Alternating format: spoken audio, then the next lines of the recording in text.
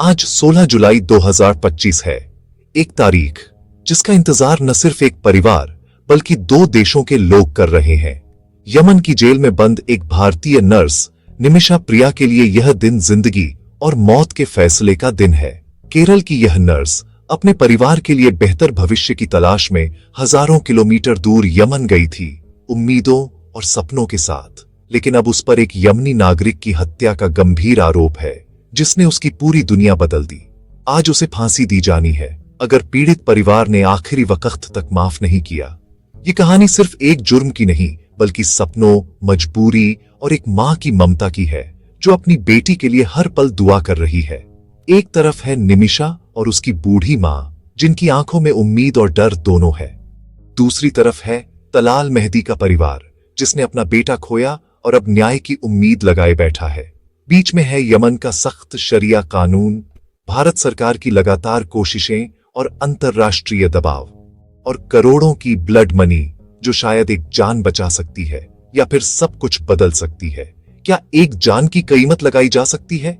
क्या इंसाफ और इंसानियत के बीच कोई समझौता हो सकता है? क्या एक मां की ममता कानून की दीवारें तोड़ पाएगी या फिर उसे अपनी बेटी को खोना पड़ेगा?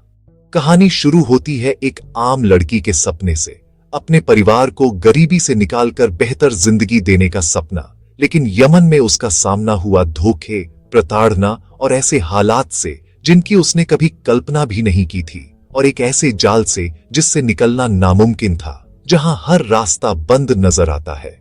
आज घड़ी की सुइयां तेज है, हर सेकंड के साथ उम्मीद और डर बढ़ता जा रहा है। क्या निमिषा कल का सूरज देख पाएगी या यह रात हमेशा के लिए उसकी जिंदगी बदल देगी? निमिषा प्रिया केरल के एक साधारण परिवार से नर्सिंग की डिग्री लेकर 2008 में यमन पहुंची। उस वक्त यमन में भारतीय नर्सों की काफी मांग थी और निमिषा को उम्मीद थी कि विदेश में काम करके वो अपने परिवार को बेहतर जिंदगी दे पाएगी। शुरू में सब ठीक था, अस्पताल में नौकरी, परिवार साथ, आमदनी ठीक। यमन में भारतीय समुदाय भी था, जिससे उसे अपनापन महसूस होता था। पति और बेटी के साथ एक साधारण लेकिन खुशहाल जिंदगी चल रही थी। लेकिन कुछ ही सालों में यमन में हालात बिगड़ने लगे। गृह युद्ध छिड़ गया, सड़कों पर हिंसा बढ़ गई और हर रोज डर का माहौल बनने लगा। ज्यादातर भारतीय लौट आए, निमिषा का पति और बेटी भी, लेकिन वो रुक गई, कुछ और कमाने की उम्मीद में। उसे लगा कि अगर अब वापस गई तो परिवार के सपनों को अधूरा छोड़ना पड़ेगा। उसने क्लिनिक खोलने का फैसला किया ताकि अपनी मेहनत से कुछ बड़ा कर सके। लेकिन यमन के कानून के मुताबिक उसे एक स्थानीय पार्टनर चाहिए था, बिना उसके क्लिनिक चलाना नामुमकिन था। यहीं उसकी जिंदगी में आया तलाल मेहदी, जो खुद को मददगार और भरोसेमंद बताता था। तलाल ने पार्टनरशिप का ऑफर दिया। निमिषा को लगा यही मौका है। उसने सोचा कि अब उसका सपना पूरा हो सकता है। लेकिन यह पार्टनरशिप उसकी सबसे बड़ी गलती बन गई। तलाल का असली चेहरा धीरे धीरे सामने आने लगा। तलाल ने दस्तावेज अपने नाम कर लिए, मुनाफा देने से इनकार किया और निमिषा को प्रताड़ित करने लगा। वो हर रोज मानसिक और आर्थिक दबाव में जीने लगी। उसका पासपोर्ट जब्त कर लिया, झूठे आरोप लगाकर जेल भिजवाया। अब उसके पास न घर लौटने का रास्ता था, न ही मदद मांगने का। निमिषा खुद को एक पिंजरे में कैद महसूस करने लगी। हर दिन उसके लिए एक नई सजा जैसा था। वो एक ऐसे देश में अकेली थी जहां की भाषा और कानून से अनजान थी। मदद के लिए कोई अपना नहीं था और हर तरफ अजनबीपन था। इसी लाचारी और बेबसी ने उसे एक ऐसा कदम उठाने पर मजबूर कर दिया जिसने उसकी जिंदगी हमेशा के लिए बदल दी। निमिषा और तलाल की पार्टनरशिप बाहर से सामान्य दिखती थी, लेकिन अंदर ही अंदर सब कुछ टूट रहा था। तलाल ने निमिषा की कमाई पर कब्जा कर लिया, उसे धमकाया, पासपोर्ट छीन लिया। निमिषा पर तलाल ने झूठा आरोप लगाया कि वो उसकी बीवी है, समाज में बदनाम किया। शारीरिक और मानसिक प्रताड़ना बढ़ती गई। पुलिस से मदद मांगी, लेकिन कोई सुनवाई नहीं हुई। तलाल ने रसूखा का इस्तेमाल कर निमिषा को जेल भिजवा दिया। जेल से बाहर आकर उसे समझ आ गया, कानूनी रास्ता बंद है। अब उसे अपना पासपोर्ट चाहिए था, किसी भी कीमत पर। इसी कोशिश में वो एक ऐसे मोड़ पर पहुंच गई जहां से वापसी नामुमकिन थी। और यहीं से उसकी कहानी ने एक खौफनाक मोड़ ले लिया। जुलाई 2017 की एक रात निमिषा ने तलाल को बेहोश करने का प्लान बनाया। मकसद था पासपोर्ट लेकर भागना। उसने हनान नाम की नर्स की मदद ली, केटामाइन का इंजेक्शन दिया, लेकिन ओवरडोज हो गया। तलाल की मौत हो गई। घबराहट में निमिषा और हनान ने लाश के टुकड़े किए और पानी की टंकी में छुपा दी। उन्हें लगा सबूत मिटा दिए हैं, लेकिन तलाल के परिवार ने गुमशुदगी की रिपोर्ट लिखवाई। पुलिस ने टंकी से लाश के टुकड़े बरामद किए। जांच में शक सीधा निमिषा पर गया। पुलिस ने दोनों को गिरफ्तार कर लिया।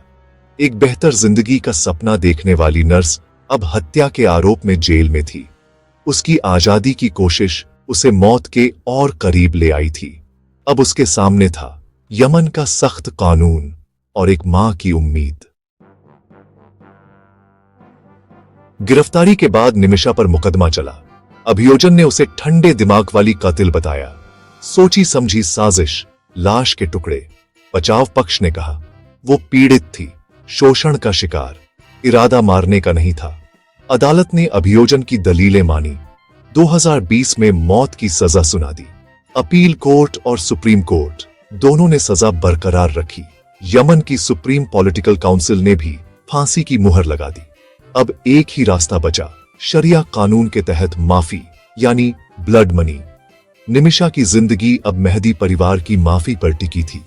क्या इंसाफ और इंसानियत के बीच कोई पुल बनेगा, या कहानी यहीं खत्म हो जाएगी? यमन में शरिया कानून के तहत हत्या के मामलों में पीड़ित परिवार चाहे तो माफी दे सकता है या ब्लड मनी लेकर। यही आखिरी उम्मीद थी। ब्लड मनी की रकम करोड़ों में थी, निमिषा की मां के लिए नामुमकिन। भारत और दुनिया भर के लोगों ने सेव निमिषा प्रिया अभियान के तहत पैसा जुटाया। क्राउड फंडिंग से ब्लड मनी की जरूरी रकम इकट्ठा हो गई, लेकिन असली चुनौती थी महदी परिवार को माफी के लिए मनाना। यमन के कबायली समाज में ब्लड मनी की रकम बातचीत से तय होती है। सामाजिक संगठनों ने इंसानियत की मिसाल पेश की। पैसा इकट्ठा हो गया, लेकिन लड़ाई अभी बाकी थी। अब सबकी निगाहें थीं मेहदी परिवार के फैसले पर।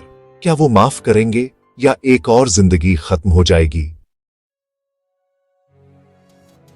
निमिषा की मां प्रेम कुमारी केरल की एक घरेलू सहायिका ने अपनी बेटी को बचाने के लिए हर दरवाजा खटखटाया। नेताओं, अधिकारियों से गुहार लगाई, लेकिन जब बात नहीं बनी तो यमन जाने का फैसला किया। दिल्ली हाई कोर्ट से इजाजत लेकर 60 साल की उम्र में वो यमन पहुंची। मकसद था मेहदी परिवार से मिलकर माफी मांगना। भारत सरकार ने भी अपने स्तर पर कोशिशें की, विदेश मंत्रालय, दूतावास, कांसुलर मदद, लेकिन यमन में गृह युद्ध और हूती विद्रोहियों के कारण सीमाएं थीं।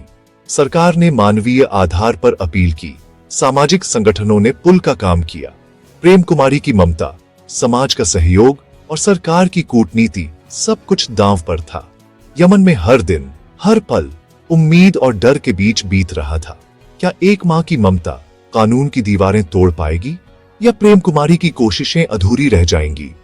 फैसला अब मेहदी परिवार के हाथ में था। अब सवाल सिर्फ एक, क्या मेहदी का परिवार माफी देगा? प्रेम कुमारी और सामाजिक कार्यकर्ताओं ने कबायली नेताओं के जरिए बातचीत शुरू की। शुरुआत में मेहदी परिवार ने माफी और ब्लड मनी दोनों से इनकार कर दिया। उनके लिए यह इंसाफ का सवाल था। कोई रकम उनके बेटे को वापस नहीं ला सकती। प्रेम कुमारी ने हार नहीं मानी, यमन में डेरा डाल लिया, लगातार माफी की भीख मांगी। कबायली नेताओं ने समझाया, माफ कर देना भी इस्लाम में बड़ा काम है। महीनों की कोशिशों के बाद मेहदी परिवार के रुख में थोड़ी नरमी आई। मीडिया रिपोर्ट्स के मुताबिक वे बातचीत के लिए तैयार हुए। ब्लड मनी की रकम जुट चुकी थी। अब फैसला मेहदी परिवार के हाथ में था। क्या वे बदला लेंगे या माफी और मुआवजा स्वीकार करेंगे? आज 16 जुलाई 2025 पूरी दुनिया इसी फैसले का इंतजार कर रही है। क्या उम्मीद की लौ बचेगी? आज यमन की जेल में निमिषा अपनी आखिरी घड़ी गिन रही है। हर बीतता पल उसके लिए एक नई बेचैनी लेकर आता है, जैसे समय थम सा गया हो। जेल की दीवारों के पीछे उसकी आंखों में डर और उम्मीद दोनों की झलक है। बाहर उसकी मां और समर्थक आखिरी उम्मीद में हैं। हर फोन कॉल, हर खबर, उनके दिल की धड़कनें बढ़ा देती है। वे दुआओं और उम्मीदों के सहारे हर पल उसके लौटने की आस लगाए बैठे हैं। अब फैसला महदी परिवार के हाथ में है, माफी या मौत। उनके एक फैसले से दो परिवारों की किस्मत बदल सकती है। कानून की नजर में निमिषा दोषी है, हत्या, लाश के टुकड़े। अदालत के फैसले ने उसकी जिंदगी को एक अनिश्चित मोड़ पर ला खड़ा किया है। इंसानियत की नजर में वो एक पीड़ित जिसने जान बचाने के लिए गलती की। उसकी कहानी ने हजारों लोगों के दिलों को छू लिया है और कईयों को सोचने पर मजबूर कर दिया है। अगर माफी मिलती है तो यह इंसानियत की जीत होगी। निमिषा जिंदा रहेगी, उसकी बेटी मां से मिल सकेगी, एक टूटा हुआ परिवार फिर से जुड़ सकता है और उम्मीद की किरण फिर से चमक सकती है। ब्लड मनी मेहदी परिवार के भविष्य को सुरक्षित कर सकती है। यह रकम उनके लिए एक नई शुरुआत का रास्ता खोल सकती है और शायद दर्द को थोड़ा कम कर सके। लेकिन अगर माफी नहीं मिली तो यमन का कानून अपना काम करेगा। निमिषा को फांसी, यह एक ऐसा अंत होगा जिसे कोई भी नहीं चाहता। यह कहानी एक चेतावनी है, बेहतर भविष्य की तलाश में अनजान देशों में जाने वालों के लिए। सपनों की तलाश में कई बार हकीकत बहुत कठोर हो जाती है। किस्मत का एक मोड़ सपनों को दुःस्वप्न बना सकता है। एक गलत फैसला पूरी जिंदगी बदल सकता है। अब बस इंतजार है उस आखिरी खबर का जो तय करेगी कि उम्मीद की लौ जलेगी या बुझ जाएगी। हर कोई सांस रोककर उस पल का इंतजार कर रहा है। क्या एक मां की ममता, एक समाज की कोशिशें और इंसानियत की पुकार एक जान बचा पाएंगी? क्या न्याय और दया का मेल संभव है? जवाब कुछ ही पलों में सामने होगा। यह फैसला सिर्फ निमिषा के लिए नहीं बल्कि उन सभी के लिए मायने रखता है जो उम्मीद और इंसाफ में यकीन रखते हैं।